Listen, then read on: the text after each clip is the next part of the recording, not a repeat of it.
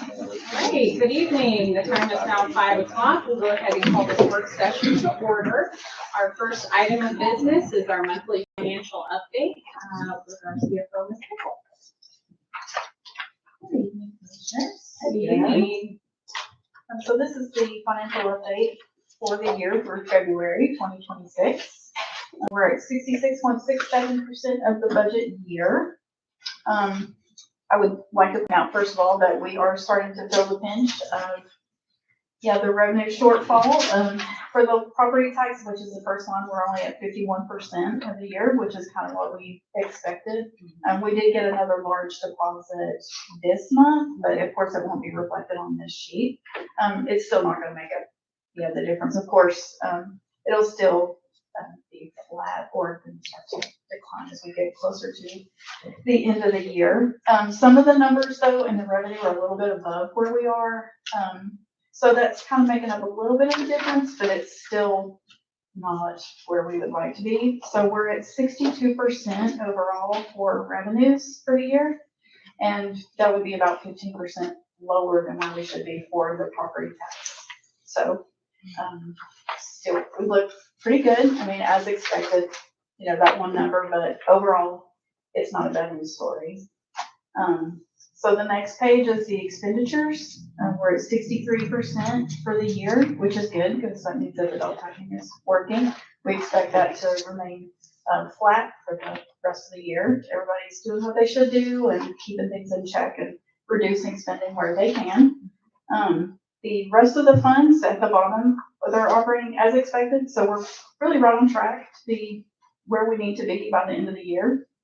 Some of these numbers are, of course, timing related with the solid waste and the stormwater because they're collected at the same time as the property tax. And so, that explains where they're at. A couple of these we had expected to get, we still expect to get loans and we haven't gotten those yet. So that's the reason that the revenues are low because they're budgeted, but they're just not received yet. So those are the numbers. Overall, it looks really good. So no bad news to report, just everything that we expected to happen. All the revenue shortfall is not ever going to be good news, but Thank you. Was that why the State Street aid is so low? the state trees, it's the loan. The loan. Yes. Okay. Any other questions or comments? Thank you for bringing me. Yep. Under the condition. Very appreciative.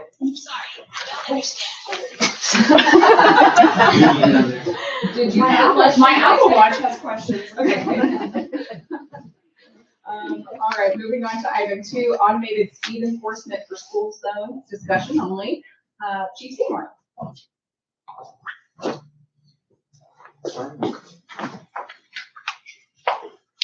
Y'all know me, this is Ryan Moore, who's with Woodline Solutions, so he's here to answer any questions that you may have. So I was given kind of an impossible task, and that was to keep it to 3 minutes or less. By the CEO. And Ready, set? We'll be able to do that, but we'll try to go through this as quickly as possible. But yeah, give it due justice for sure.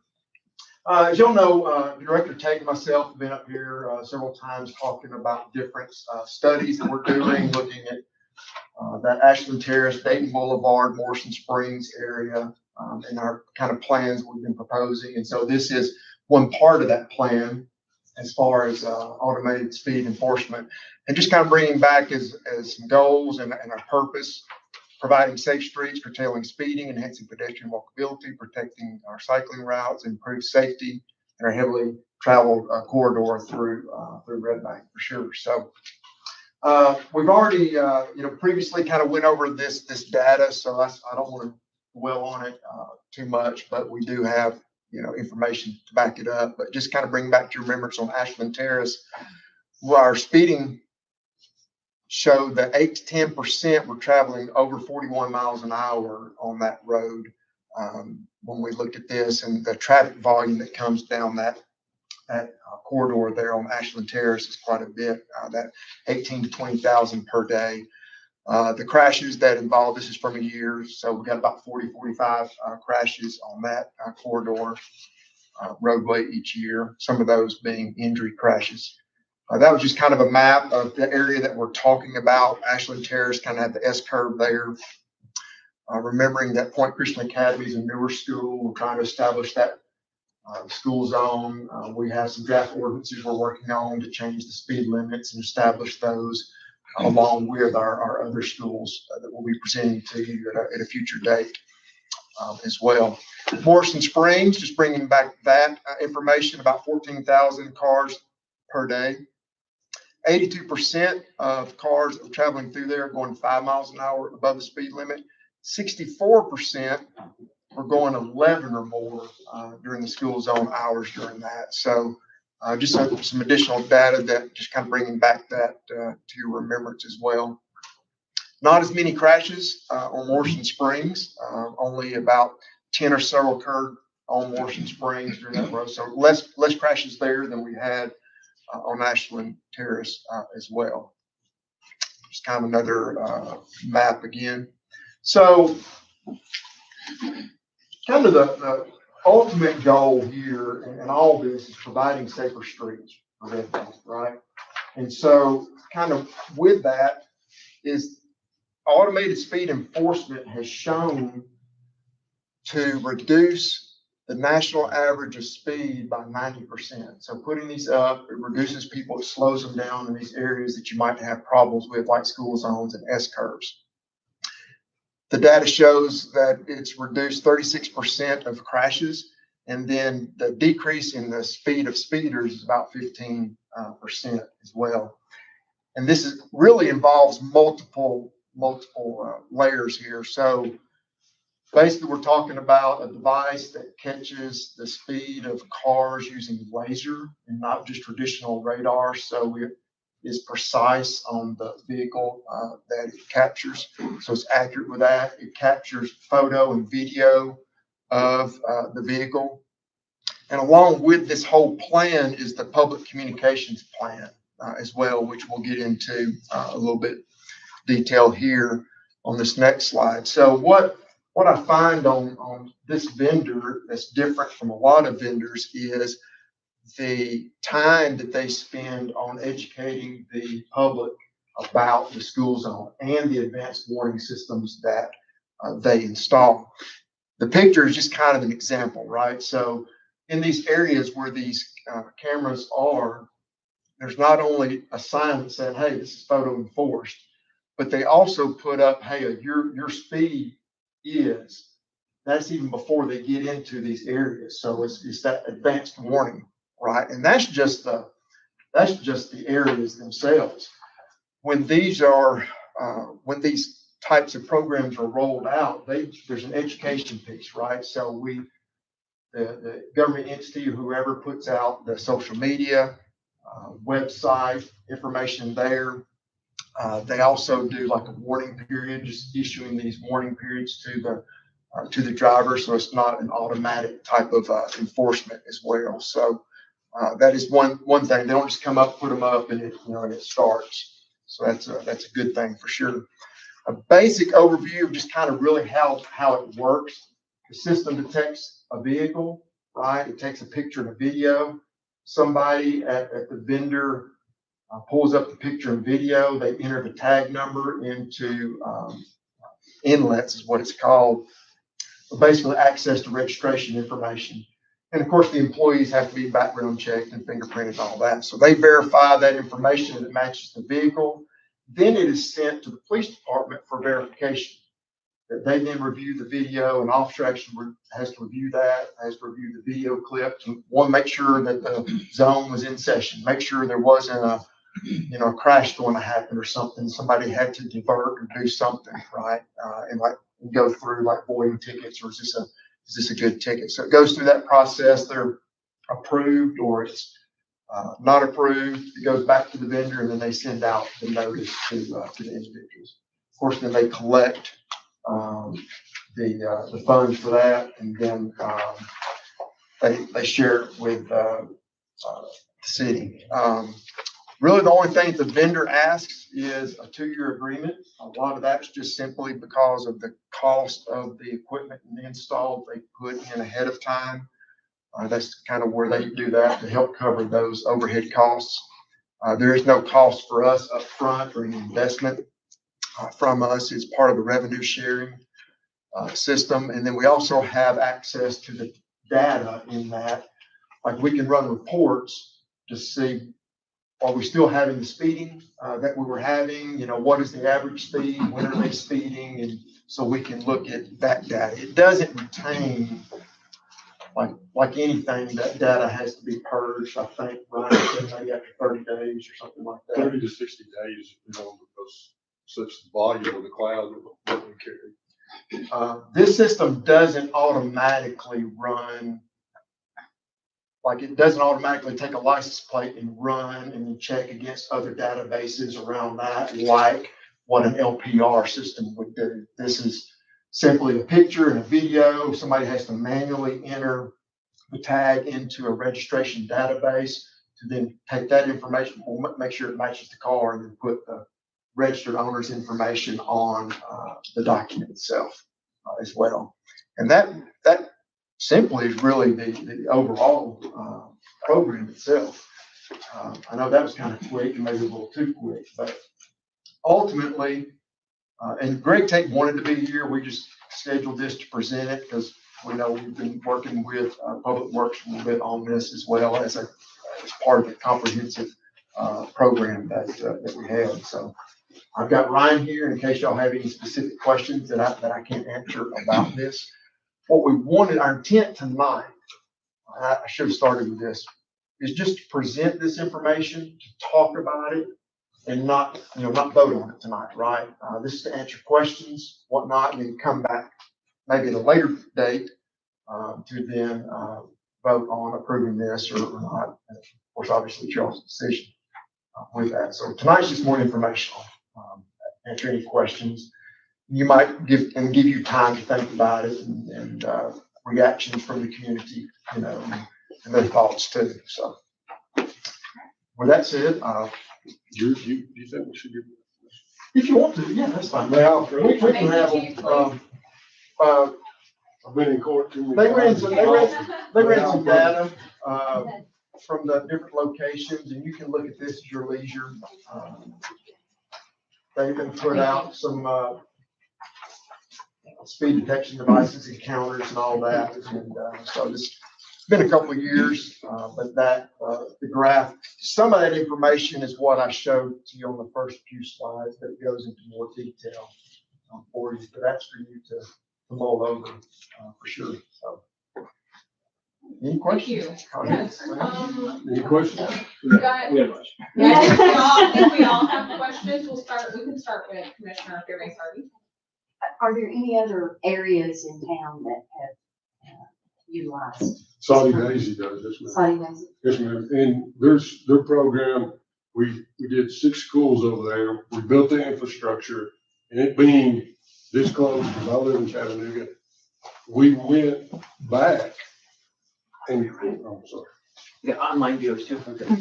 We went back and put the speed detection devices in before we even turned the equipment on.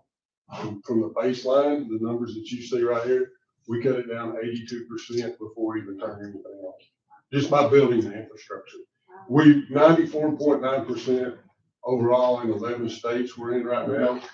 I covered Georgia. I retired from Cookeville, Tennessee. I was a motor officer up there. Came over here almost 6 years ago. And I worked Georgia up until last year. And I was covering 2 states. That's a lot to do. But as big as Savannah is, all the way to Ringgold and Trenton, and all on the coast, Kingsland, Bainbridge, Holland, Decatur, which is a suburb of Atlanta, South Fulton, we kept speeding down 94.9%. I also believe Chattanooga put some in some select school zones as well. Do we get a warning ticket before we get the real The ticket? first 30 days, yes, ma'am, we do it like Chief said, a lot different. The TCA code is 558198, and it says there must be a sign that says photo enforced, and you must have an established school zone with flashing lights. We go a step beyond that and we put a radar feedback sign in each end of the school zone. What that is the sign that shows you your speed is. So you have 3 warnings, and after that 3rd warning, you still have between 300 and 600 feet to slow down, because the way the LiDAR works on, can you pull that up real quick? Back, just show. We got that one, and then I got You got one of the picture up there, Dan? oh, yeah. That right here, okay. So, sorry, well, I mean, I was a crash reconstruction, so you gotta show your evidence, right? So this right here is lane specific. So the laser is a measuring device, so from where that's at, after you pass it, it's 85 feet into the road, and it takes time over distance to measure how fast you're going. And it puts a reticle on the car. So you can't say, a radar sends a beam out, and that's how we do the speed studies. We have radar boxes that nobody knows what it is. And it shoots a beam out, but this is precise. Thank you. Just go down the line up there. I've been trying to write down my questions as we go. The 9 injury crashes, do you happen to know the time period on that? Is that in the last year, or is that like since we started tracking in 2020 forward? That data was in a 12-month period. I So think that 9 was injury crashes 2025. in 12 months. So that's coming up on That's an a lot. injury a month. Well, the 40 to 45, 9 of those were personal injury crashes. Right. So do you have, you've been talking about speeding, and of course, you know, we talk about speeding a lot, and I think a lot of people, you know, feel less safe with cars going very quickly nearby them. But really, what we're talking about is reducing serious injuries and fatalities, because the lower the speed, the lower the severity of a crash. Do you have any data? You've talked about how much you've got to the speed reduction. Do you have any data on like injury fatality reductions? Not to in complement the, that? we don't keep up with that. We keep up, because that's kind of varies from department to department. Mhm. We kind of keep up with how much that Right, we 'cause you're- slow that school zone down, Right, right? because your company is able to track the speed, but you would have to get the injury fatality data from other Right, entities. right, yes, ma'am. Okay. But I do know, there's a captain down in Houston County in Warner Robins, Georgia. And he lives in a subdivision of 4-lane, and after he was talking about, he'd take his son to school, and he was like playing Frogger to get across the road. And he calls me one morning at 7:30, and I'm like, "What's up, man?" And he was like, "I just want to thank you," because I said, "For what?" He said, "We're just in the warning period." And he said, "I could pull out here and do donuts," because what we're trying to do is take the driver's behavior and slow down, right? Just slow down. That's Thank you. So we talked about that you're tracking all the speeds of all vehicles that are passing through the study area, not just the ones that are speeding, in order to collect. collect the data, The efficacy. the data. base, yes, the base model. Right. Yes, ma'am. Is that going to be tracking during school hours and outside of school hours, like 24/7?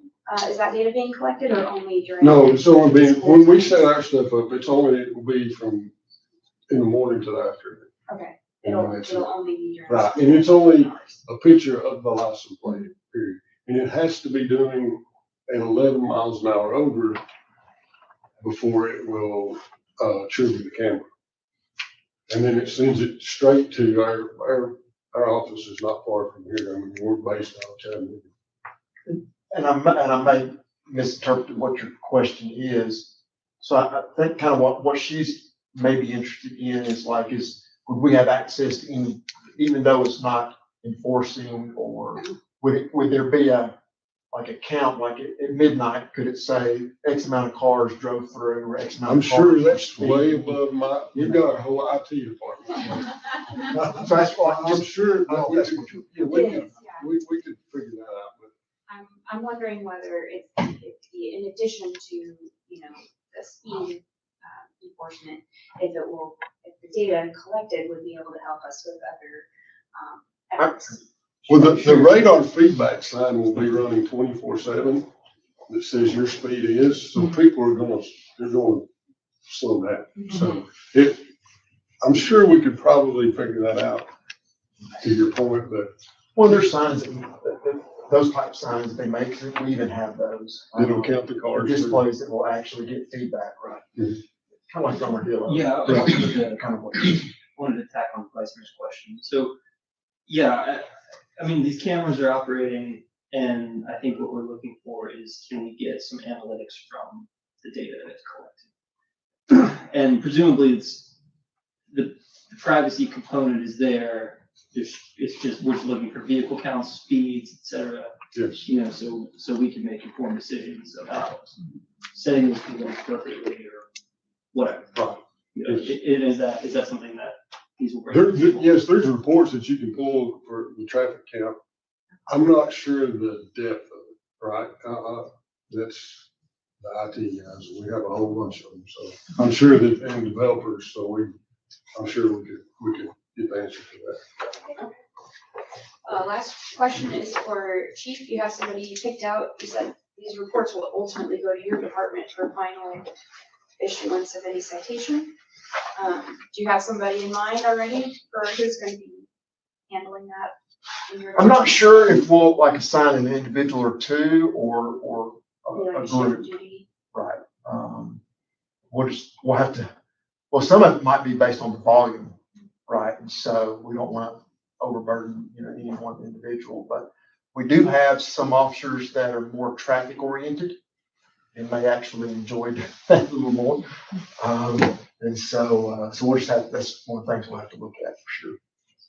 Might be good for anybody on desk duty. Oh, absolutely. Yeah. For sure. You had mentioned that it's a 30 to 60 day, data purge. How is that number decided? Is that No, something we agree on? Right, yeah, they were trying to hold stuff and they can only hold it for like 30 to 60 days, and that could probably something else that we could work out with our IT guys, because when we first started, it was, you could keep it longer, but we have so much stuff now that it has to be purged at some point. Okay, I was just wondering if that's something that is like part of a contract where we would say, we want it to be 30 days or 45 days or Right. whatever versus 60. Right, we can work that out, but it does. Mary, and I may have misunderstood your question. Were you asking like how long the warning period was or how long the, okay. We keep the data. Specifically for the holding the We're data. keeping hold of I was that. doing two things. Yeah. So, I know at first we did that and we tried to hold on to it, and people were calling, well, this happened 4 months ago. We're like, Right. Okay. And then the icon that was talking about revenue sharing, the 50-50 versus 40-60, how is that determined? Is that again with our contract? volume, and you guys would be 50-50. Okay, Because I don't know, it costs about $75,000 per site to set up. okay, So, we scale it out to we do the revenue share with you guys. and that's true for both locations on Mhm. Ashland Terrace and Morrison Springs? Yes, Okay, yes. okay. And then you had talked about, or I think Chief, when you were talking about the process, when like an officer reviews it, well, and you're on your end as well. I guess actually this is more of a question for you, I'm sorry. I'm trying to go back. I didn't do it. That's We didn't- okay. When your staff are reviewing and they find a license plate that does not match the vehicle that is reported, in the registration, what then happens with It that would be information? spoiled, it would be kicked out because we don't have a way of finding the registered owner of it. Okay, so it would never make it to us. Okay. That would happen on the. That happened on the front end. okay. Good question. That is a good question. All I have right now, Commissioner Yeah. Wilkinson, did you have any more questions? Got a couple. This is not my time. You can blame it on me, Mr. City Manager. I finished about my subject. So I kind of view the whole, this whole situation as sort of a stopgap until we can improve the built environment. Ultimately, people drive quickly there because Morrison Springs is built like a highway. Ashland Terrace is just badly designed. But those are expensive projects to remedy. So Yeah, I mean, we have a history with, speed cameras in Red Bank. I think you're all aware. I don't want to get into it, but, you know, I think with some proper education, Right, knowledge. yeah, not, you know, like say, this is what's happening, we've had all these injuries, whatever. That needs to be done, you know, outbound communication to our community. Right, that's why we have the PI&E phase. We want to put that out 4 to 6 weeks before the warning phase. You know, Chattanooga, you got the news right now. Call them out here and do a story. Every time we open a new venue in Savannah, Georgia, they brought the news out. We want everybody to know, hey, slow down, it's to save a life, right? I personally have worked a fatality in a school zone, and it's not good. This technology will help slow people down. And something that I find very interesting about this particular vendor is the CEO started in law enforcement and also was associated with traffic safety, the governor's office of traffic safety in Tennessee and in Georgia. So he has a passion about the safety, about reducing, and even he expressed like, how many CEOs do you think would stay in their positions by really like doing this type of thing, slowing down speeders, not having as many? That's going to affect profits, right, for the companies. Like, it's not about that, right? It's about what he views it as providing this product that can save these lives and reduce speeders and reduce crashes and serious injury crashes. And so that's where he comes from. So we market it like that. He actually was the guy that rolled out Quick and Ticket, Booze It and Lose It nationwide. So we want to roll our campaign out like that, and we do. And that's why we've been very, very successful with it. I think he's gonna. I was gonna say, could you talk about the enforceability and like the, I don't think like legality is the right word, but you keep, the cameras on Dixon Pike, for example, you get those in the mail and you can throw them in the trash. You don't have to pay those. Like, is that, I mean, what's the deal? Like, It's a civil citation. It's a civil. It does not go against your driving record or your insurance.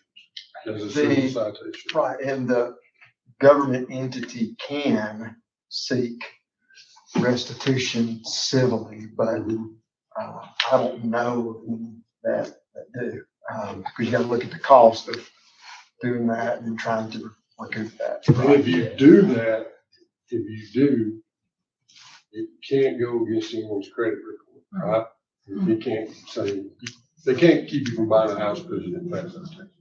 And the speed enforcement, I think I'm remembering from what you said, and you touched on a little bit with the TCA, it specifies that it can only, these speed enforcement cameras can only be in school zones as curves. Exactly. So, and it's specific to, that type of like road layout and or the school zone, and it's only active for the school zone during the school zone period. Yeah, during the whole day while children are present, because it knows you've got 2 different speeds, right? So it would click off.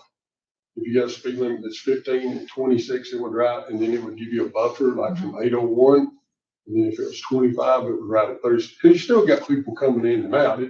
Just because the lights don't go off doesn't mean it's a speedway after that. You know, you still have people present. Right. Any more questions, Councilman? No, thank you. Well, he'll come up. You mentioned you said it again, the 11 miles over, 11 miles per hour over. So it's your license plate if the speed is 15, right? You would be doing 26. And that point of where it issues a citation can be set by us, our agency. It can be agency specific. Yeah, we follow, Georgia came out with a great law with that, and it's 11 over. And if you don't pay your ticket down there, it goes to the Department of Revenue and they put a hold on your license plate. So they were kind of jumped ahead of us, a little bit on that, so. Just ma'am. Everybody else asked other questions, but it seems like it does, seeing the signs and everything does slow down. It does, it slows you down because every time I go through Saudi, I make sure, because I'd be like, well, that'd be bad.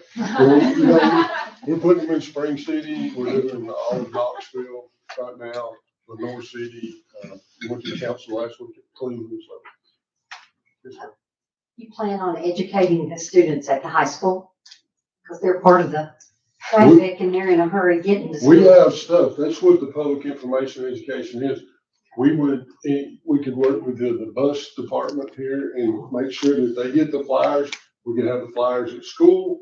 Even if you guys, your city services, we could get flyers, you know, put in your water bill, electric bill, whatever. We want everybody in Red Bank, Tennessee to know, hey, slow down. We did that in Saudi and it was very, very successful. Commissioner, what's funny about your question that I was laughing about is, I don't think it's the students, it's usually the people working there. Or, no, I'm not saying that, you know, I'm not calling anybody out. What I relate that Send you to the to is, principal's office. what I relate that to is, it's like, neighborhoods that call. And so we go do, you know, we sit there and do speed enforcement. And what I found funny is, so you clock somebody, goes speeding and we stop them. And then, oh, thank goodness y'all are out here. Listen, I called about speeding, and it was, they called about speeding, but it was them that was speeding. And that is just, it's funny. You know, and so, but yes, absolutely. Yeah. Education, and looping this back around is, remember, the reason we're presenting this is part of a larger solution with our adjustments of the speed zones and the school speed limits and addressing these, like in areas that we have a difficult time enforcing, especially that up and down Ashland Terrace. Yeah, that's hard. Because we can't be in all the school zones and, you know, all the time, because when we're at school zone at the high school, well, then somebody's complaining about speeding on the south end of Dayton Boulevard, right? You know, whatever. So I'm just trying to deploy resources where we can, when we can. And so in essence, that's what it does. And even that idea of it being there, those additional signs, well, maybe it gets better attention and it slows them down, right? And that's ultimately the goal. And to your point, it will get as good as I thought I was. Time I got off my bike, went up, got everybody, it took me 7-8 minutes, and you had how many cars were going by me. This is gonna get everybody. This is going over. They're not gonna have to worry about that. It's gonna get everybody to speed. Okay. Wonderful. Any more questions at More this point in questions? time? I have just a brief comment, which was, regarding the person you mentioned who might be, you know, the one doing the speeding, who's also the one, you know, calling to complain about the speeding. Going back to Commissioner Wilkinson's point, people generally drive the speed that the built environment is designed for. And so that's a lot of time, you know, most of us don't want to be speeding most of the time, but some of our roads are designed in such a way that it's very easy for your speed to run away from you. Because the prevailing speed of traffic, the way things are, so I'm glad, hopefully we will be getting to a long-term solution on that one day. And to your point about, you know, the goal being to reduce speeding, I'm glad you made that point, Chief, because if we wanted to do this as somehow some kind of revenue driver, the best way to do it would be to make the cameras super hard to find and hard to see and not put any warnings up and just to watch those tickets roll in. And that's not the system that you're It's a talking about at all. byproduct. The revenue, and I tell everybody, that's a byproduct. The main objective is to slow people down. And that's the cool thing about my job, is I get to go save lives every day. I don't know how many lives I'm saving every day, but I know I'm saving lives. And that gets me up out of bed. You can't prove what didn't happen. That's exactly right. But the program you're describing with the multiple warning signs going in, the education program ahead of time, the radar flashing signs, we have residents requesting more of those signs around our city all the time. So just solely on the merits of your organization potentially installing more of those flashing radar signs in our jurisdiction, not at our expense, that alone is a huge benefit. So thank you for coming today. Thank you very much. All right. Anybody else? Am I good? You okay right now? All right, thank Appreciate you. your time very much. Thank you for having me. All right, moving on to item 3 on our consent agenda, report on Commissioner Strategic Planning Retreat and adopt the FY26 mission, vision, and goals, resolution number 26-1882. Mr. Grana. Thank you, Mayor and Commissioners. In your work session packet is the MTS report. which is the raw input. And that's also been available on our website. All of the MTS strategic planning reports for all 5 now retreats are available. And in the regular session packet is the resolution itself. And to save us a little bit of time, I'll just be very brief and highlight some of the things about the resolution. The retreat falls nicely into our understanding. As a city, we're very intentional. We have a retreat, we have the budget process, we have department updates, we have the audit, and we do it all over again. And we're developing a whole series of plans. We've kind of concluded a season of planning, but we're never really out of the season of planning. We have a comprehensive plan, we have a park master plan, we're undertaking a unified development code. So again, in a very intentional way we go about our business, the public's business. This was a duly and lawfully advertised public meeting conducted on the 24th of February at the Fire Station 2, facilitated by Municipal Technical Advisory Service, Hannah Rogers, Epic Superstar. We used a tried and true methodology of the SWOT framework, and we reviewed the mission, which remains unchanged, and I will read it. The City of Red Bank is a safe and thriving community with an engaging, transparent government that builds on our rich history, provides excellent and efficient services, and welcomes all. And then we reviewed our vision, which remains unchanged. The Red Bank strives for a vibrant, growing, and inclusive community by pursuing excellence, enhancing safety, celebrating our neighborhood character, and stewarding our natural landscapes. And lastly, the commission proposes these 5 goals, which will be for the commission to formally adopt with this resolution tonight. The goals are, in no particular order: develop safe streets for all, a comprehensive and safe multimodal transportation network for all users. Commissioner Fairbanks Harvey is the champion. Finalize capital improvement plan and prioritize projects. Commissioner Holmes is the champion. Explore sewer expansion options following the adoption of the Unified Development Code. Vice Mayor Berry is the champion. Implementation of Parks and Recreation Master Plan, including activation of the former Red Bank Middle School site and National Park Service compliance through development of the Hickson site. Commissioner Wilkinson is the champion. Pursue removal of Stringer's Branch from the state's impaired water list. Mayor Dalton is the champion. Thank you, Mayor. Thank you, Mr. Graham. Any comments or questions? I was going to ask, I just thought of, will you align a staff with a commissioner as has been done in the past, or? I will. Okay. It'll be departments, and once again, they all fall within either public works or community development. So basically, Greg and Leslie. And a lot of others, but they'll be on point. But they're well supported by their staffs, by City Hall staff, by each of you. All right. Moving on to item 4 on our consent agenda, approve AI policy, resolution number 26-1889. Mr. Graham. Thank you, Mayor and Commissioners, and I'm just super jazzed to be up here and able to have a conversation about AI. It's such a timely topic. In your work session packet is the policy itself, and then in the regular session packet is a resolution that accompanies the policy. And I would like to read the resolution, at least portions of it. The Board of Commissioners of the City of Red Bank recognizes the rapid advancement of artificial intelligence technologies and their increasing use in municipal operations, public services, and community engagement.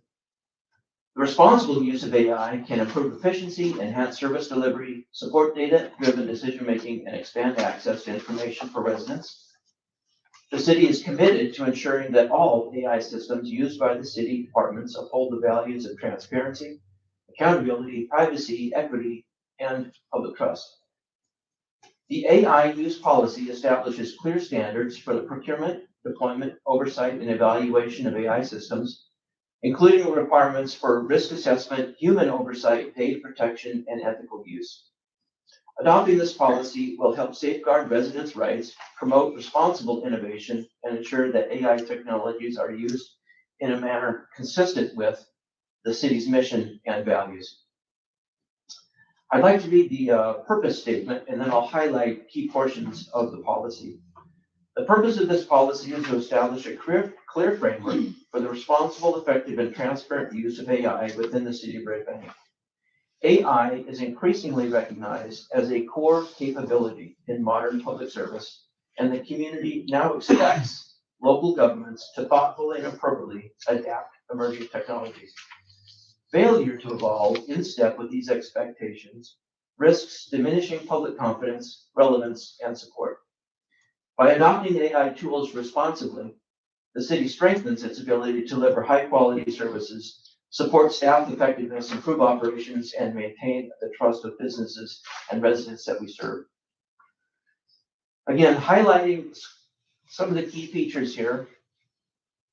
Microsoft Copilot is installed on City of Red Bank devices and is the preferred AI platform for staff use.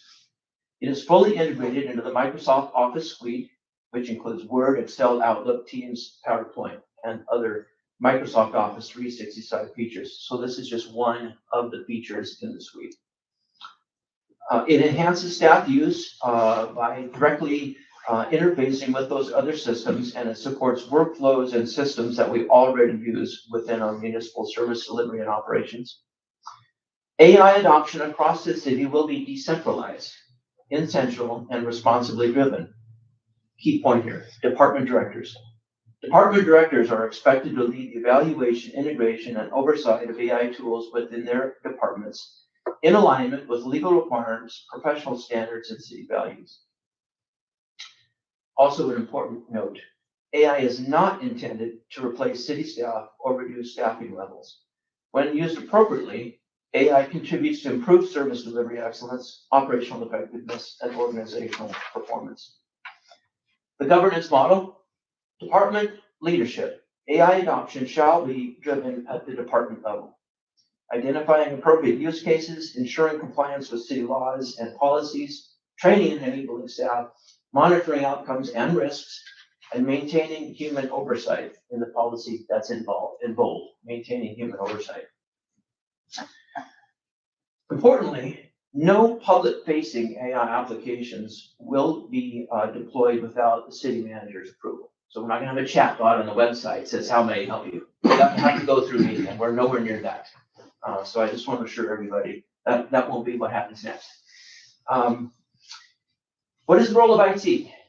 The IT function serves as an advisory and enabling partner, not the sole owner of AI initiatives. Our IT manager serves in an advising, supporting, and assisting role of the departments as they roll it out.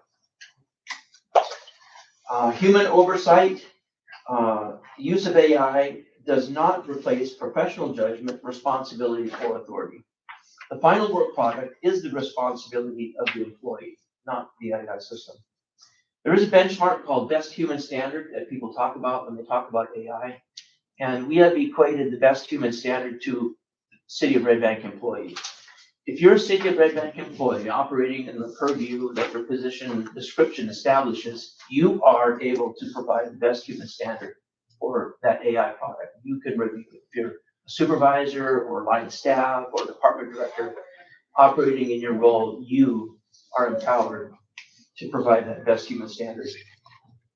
Everything we do is subject to the Public Records Act, and a search in AI develops a written record. That's discoverable. Important to note. In fact, we've had a lot of media inquiries lately, and I had a half-hour conversation with the Times Free Press earlier this morning. I think you'll probably see me quoted in the paper. It's Sunshine Week, and so they're taking a look at how a lot of local governments across the readership of the Times Free Press are deploying AI. Stay tuned for that. Of course, we're complying with all of the standard legal compliance issues, data privacy, that you can't put any personally identifying information, PII, in there. All the usual frameworks are in place to ensure we are transparent, fair, and earn the public's trust. Lastly, I'll simply say the city is committed to using AI to strengthen, not diminish, the municipal workforce. And ultimately, like every policy, I am responsible for the implementation. So We are addressing this aggressively as a city leadership team. We've talked about it at several meetings with all the department leadership and our IT manager. She has gone to some conferences and brought back to us some industry best practices. And so I think the city staff at the executive leadership level are ready to take this step. And we appreciate the commission's role in establishing this policy and ensuring we step forward all on the same page. Thank you, Mayor. Thank you, Mr. Brandon. Do we have any questions? What if there is an offense or an abuse? Is there a consequence per department, or has that even been approached yet? A very good question, and absolutely. And that's why the department directors are on point. They have all the tools of mentoring, coaching, training, ultimately disciplining if it gets to that. So and every use case is going to be really unique to that department. Each department knows the community's expectations. They know the statutes and industry best practices. They know the level of resourcing of their staff. And so the department directors are really in a position to roll out AI appropriately. And every industry across the spectrum, not just in the public service, but literally every industry is adopting AI in unique and innovative ways in that industry.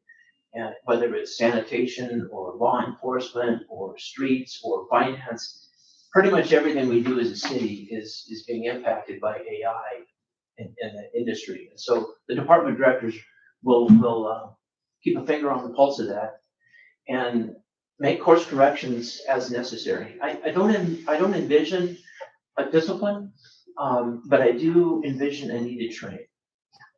That was my next question. Absolutely. Thank you. Thank you. Just a quick question. I didn't see it specifically listed under PII. Does that include like images of individuals and their likeness? That's a very good question. AI sort of struggles with images at its current state of development, so it really hadn't crossed your mind. We can take a look at that. I think PII. Any thoughts on that, Tracy? Right off the bat, I don't think your personal image is PII, but I would have to research it.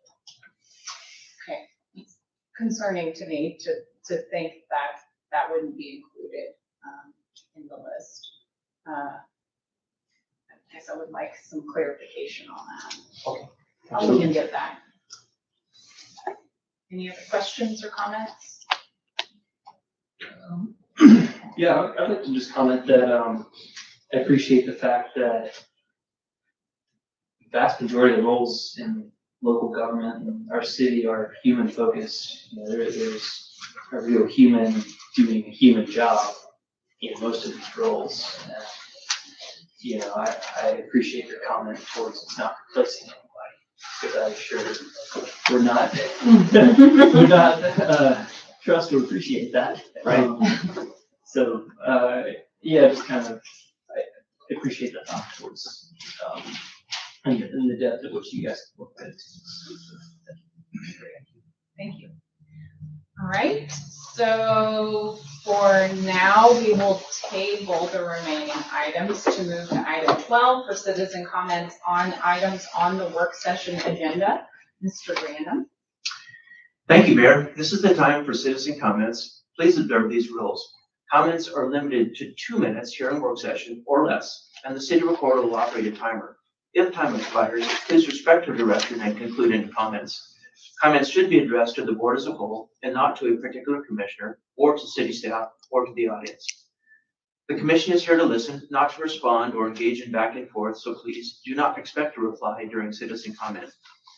Citizens are now invited to the podium. Please begin by stating your name and address.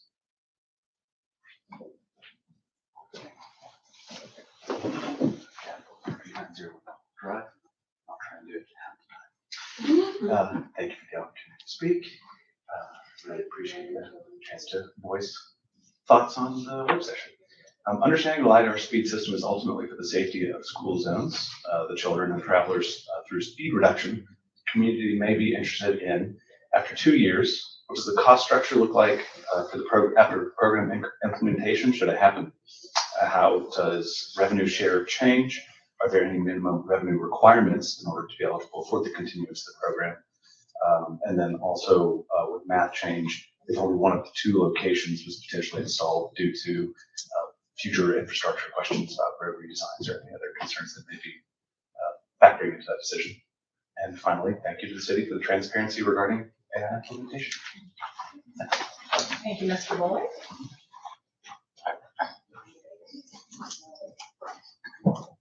Any further comments? There are no further comments. Is everyone okay if we return back to where we were on the work session agenda? Okay. Item 5 on, oh no, I'm sorry. Yeah, item 5 on the consent agenda, accept a charitable donation from the Red Bank County Basin Foundation, agenda item number 26-893. Ms. Hackney. Good afternoon, everyone. So this is the Red Bank Saudi Daisy Charitable Foundation that we are they awarded us for the city's dog park facility, specifically installing more benches and shade structure for visitor comfort and addition of dog agility features to enhance parks recreation offerings for our pets. So we're glad to accept this and build our dog park. Any questions? Do we know yet what kind of structures that amount is going to cover? Or I don't. not yet. Mm-hmm. We haven't dove into that yet. Okay. That was my question. Okay. Which agility type of structures might be? I've not been told, so hopefully we'll know that shortly. Is there a timeline? I haven't been told, but I would think in the next couple months, sometime this summer. Okay. Thank you. All right, moving on to item 6 on the consent agenda, authorization to purchase 2 work trucks for Public Works, resolution number 26-1883. Ms. Hackney. Hello again.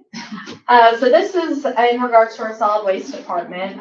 We're requesting approval to purchase 2 Ford F-250 pickup trucks to replace aging units in our fleet. The funding for this purchase was allocated this fiscal year 26. It was originally for 2 Ford Lightnings, however, Ford has halted production on those, making it unavailable for procurement. And after evaluating suitable alternatives that met the department's daily operational and towing needs, the F-250 has been identified as the most reliable and cost-effective option. These trucks will also be outfitted prior to delivery with all the necessary equipment and accessories. And the total purchase for these 2 F-250s is not to exceed $101,275, which remains below the original budgeted for the Ford Lightning. Wonderful. So some belt tightening happening in there coincidentally. Yes. All right, any questions at this It's a time? bummer about the lights. We Yeah, just got it our is. first EV. Yep. Well, it is what it is. The market controls that. We can't do anything about it. Thank you, Ms. Hackney. Thank you. All right, item 7 on our consent agenda, ratify emergency repair expenses for Unit 741 of the Solid Waste Division, resolution number 26-1886. Supervisor Johnson. Good evening. Good evening. This resolution is to ratify an emergency expense or repair expense for Unit 741 in the amount of $11,011.41. Unit 741 is an Uncle Boom truck used daily in the solid waste department. Back in the fall of last year, some significant stress fractures were discovered, which resulted in needing to replace the main boom on the unit.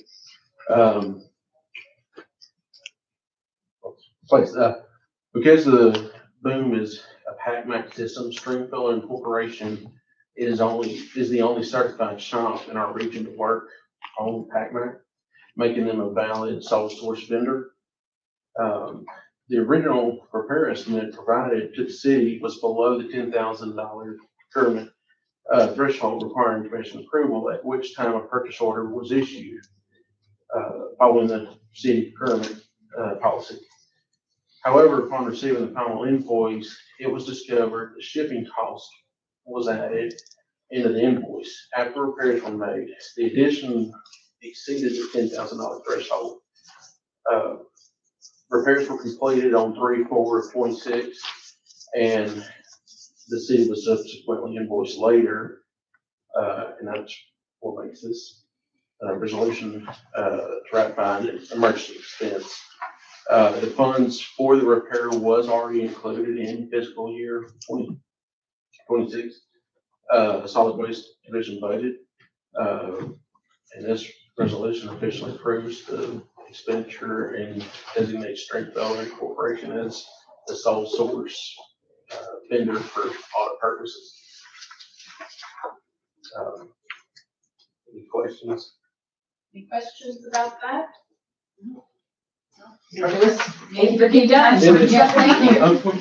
No, this is the truck that gets the Christmas decorations off. No, this is the one that picks up the brush and Oh, dump trash. okay, yeah, that is your truck. It is. Which is very important around this season. Oh, that's Yes. Yeah, we're getting that. Yeah. Thank you. All right. Do we want to go for another item or should we take a quick bathroom break? Okay, we'll keep moving on. Item 8, on consent agenda, authorization for repairs of the Red Bank Police Department building under an Omnia Partners contract, resolution number 26-1884. Facilities Manager Hendrick. Good evening, Mayor, Commissioners. Thank you guys for allowing me to be here tonight. So this resolution, authorizing City of Red Bank Public Works Department to partner with Directly Roofing through an Omnia Partners contract to complete needed repairs to the roof at the police department in Portsmouth. So here's some pictures of it. We've got a few pictures of the roof here. Recent inspections identified several deteriorated areas across the roof that needed attention to prevent leaks and more significant damage. The proposed work includes removing debris and cleaning the roof surface, repairing membrane seams and flashing, replacing sealant, and sealing the exposed ductwork.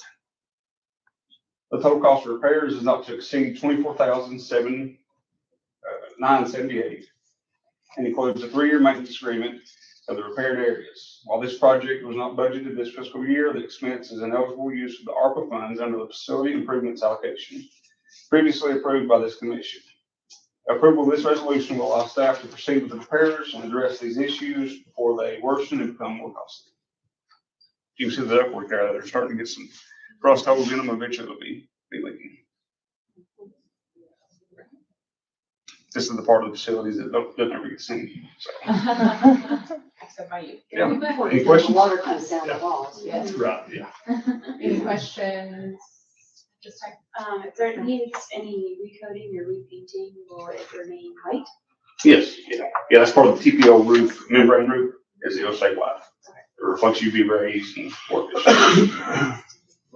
Yeah, and it'd be silly not to do it. Yeah. Yep, all right. Okay, great. Thank you so much.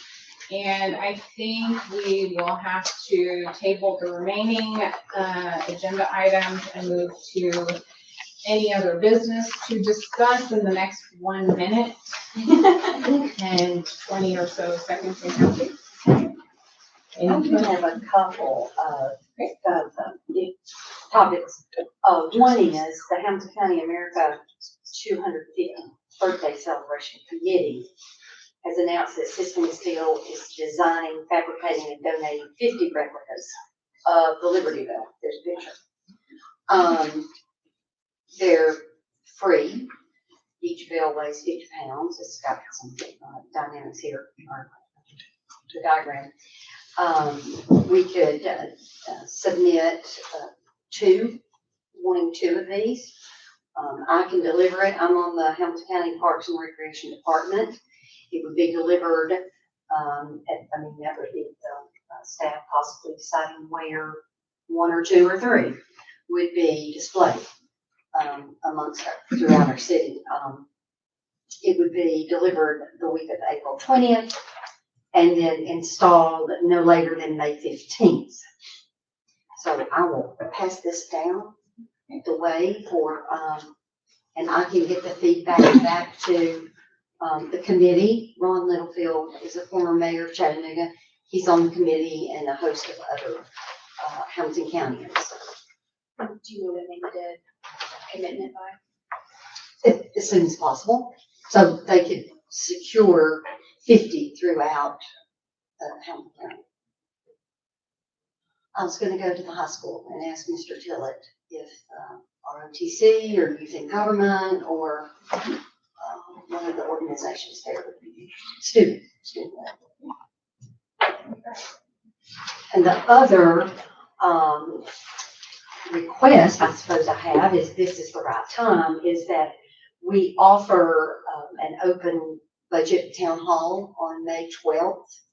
That's the Tuesday that's open. We have a power-packed set of meetings leading up to that. And along with that, possibly starting the meeting at 6:30, because folks work may be difficult. And I know some of the meetings that we have, go on until 7:30 or possibly even later. But, to consider that request of mine. Thank you. Thank you, Commissioner. All right, this time we will go ahead and adjourn our work session meeting, and we will prepare to begin our regular meeting.